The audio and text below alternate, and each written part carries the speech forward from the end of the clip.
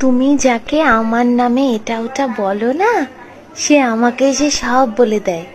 আমি সব জানি তুমি কি বলো, তারপরেও আমি তোমার সাথে হেসে হেসে কথা বলি, তুমি বুঝতে পারো না।